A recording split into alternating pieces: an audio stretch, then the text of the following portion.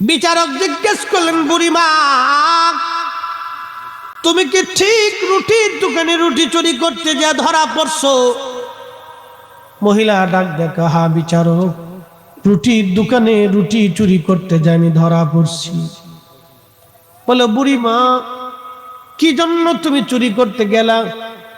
বুড়িমা বলতেছে, বিচারক আমি চোর, আজকে 7 দিন হলো আমার ঘরের মধ্যে কোনো খাবার নাই, আমার ঘরের মধ্যে 2টা এতিম নাতি বাচ্চা আছে, তাদের মাও নাই বাবাও নাই, আমি নিজে পালি, তারাও না খাওয়া, আমি নিজেও না খাওয়া। 7 দিন পরে বাচ্চাদের কান্না সহ্য করতে না পেরে আমি বৃদ্ধকালে রুটির দোকানে রুটি চুরি করতে গিয়েছিলাম। হ্যাঁ আমি চোর বিচারক, আমি চোর। বিচারক স্তব্ধ হয়ে গেলেন, বললেন, আজকে আমি কোনো ফয়সালা দিব না, কালকে ফয়সালা দিব। কিন্তু কালকে যিনি শহরের নগর প্রধান ডিসি সাহেব আছেন তিনি থাকবেন, যিনি পুলিশ প্রধান তিনি থাকবেন, খাদ্য অধিদপ্তরের যিনি প্রধান আছেন এই আলেপ্পো শহরের তিনিও থাকবেন, আর আলেপ্পো শহরের ধনী ধনী ব্যক্তি যারা আছে কালকে যেন তারা উপস্থিত থাকে, তাদের উপস্থিতিতে এই মহিলার বিচার আমি করব। বিচারক ডাক দিয়ে বলতেছে, সকালবেলা বিচার হবে, কিন্তু যাদেরকে বলছি তারা উপস্থিত হবে। জেলার যিনি জজ তিনি কিন্তু জেলার প্রধান, জজের পাওয়ার কিন্তু সবার চাইতে বেশি, জেলা জজের পাওয়ার সবার চাইতে বেশি, এসপিডিসির চাইতে বড় পাওয়ার হলো জেলা জজের পাওয়ার। তো বিচারক যিনি তিনার পাওয়ার বেশি, হুকুম দিয়েছেন সবাই আসতে হবে, কিচ্ছু করার নাই, সবাই আসলো।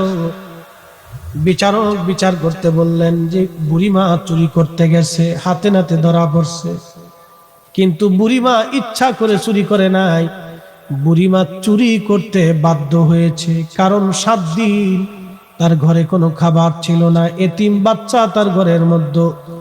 এই শহরের যিনি নগর প্রধান আছেন খলিফার পক্ষ থেকে তিনি তার দায়িত্ব ছিল এই গরিব মানুষের ঘরে খোঁজ নেওয়া, কিন্তু তিনি তার দায়িত্ব পালন করেন নাই। এই বুড়ির জন্য আমি 100 বেত্রাঘাত নির্ধারণ করলাম, কিন্তু এই বেতের বাড়ি বুড়িমাকে মারা হবে না, যিনি নগর প্রধান আছেন তার হাতের মধ্যে যেন 20টা বেতের বাড়ি মারা হয়। খুবই মনোযোগ দিয়ে কথাগুলি শুনিয়া যান। এরপরে বিচারক বলতেছে, যিনি পুলিশ প্রধান আছেন তার হাতের মধ্যে 20টা বেতের বাড়ি মারো, কারণ সে তার দায়িত্ব পালন অবহেলা করেছে। 2 নাম্বার, খাদ্য অধিদপ্তরের দায়িত্ব যা আছে তার দায়িত্ব ছিল এই বুড়িমার ঘরে খাবার পৌঁছাই দেওয়া, কিন্তু খলিফার পক্ষ থেকে সে তার দায়িত্ব অবহেলা করেছে, তার হাতের মধ্যে যেন 20টা বেতের বাড়ি মারা হয়। একসাথে বলবেন না আল্লাহু আকবার। এরপরে বিচারক বলতেছে, খলিফার দায়িত্ব ছিল তার ঘরে খাবার পৌঁছানো, কিন্তু খলিফাও ব্যর্থ হয়েছে, যেহেতু খলিফার প্রতিনিধি বিচারক আমি, খলিফার পক্ষ থেকে যেন আমার হাতের মধ্যে মারা হয়। এবার বিচারক ডাক দিয়ে বলতেছে, 100 রৌপ্য দিনার এই মহিলার জন্য জরিমানা ধার্য করলাম, কিন্তু মহিলা কোথা থেকে রৌপ্য দিনার দিবে? আমি খলিফার পক্ষ থেকে 50 দিনার দিয়ে দিলাম, বাকিরাও 50 দিনার করে জমা করো। বাকিরাও 50 দিনার করে জমা করার পরে 300 দিনার হয়ে গেছে।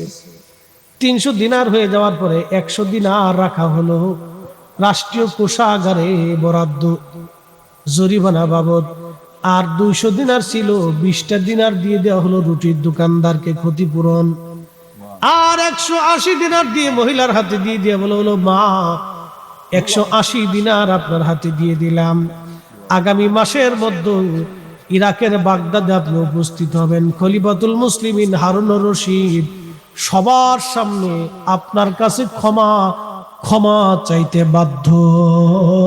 চিৎকার মেরে জোরে বলেন আল্লাহু আকবার। বুড়িমা নাতিনি রওনা দিছে ইরাকের বাগদাদ। ইরাকের বাগদাদে যখন গেছে রাজ দরবারে, খলিফাতুল মুসলিমিন হারুনুর রশিদের বিরাট বড় রাজদরবার, খলিফারা সিংহাসনে বসা, বুড়ি মা নাতি নিয়ে হেঁটে হেঁটে আসে। খলিফা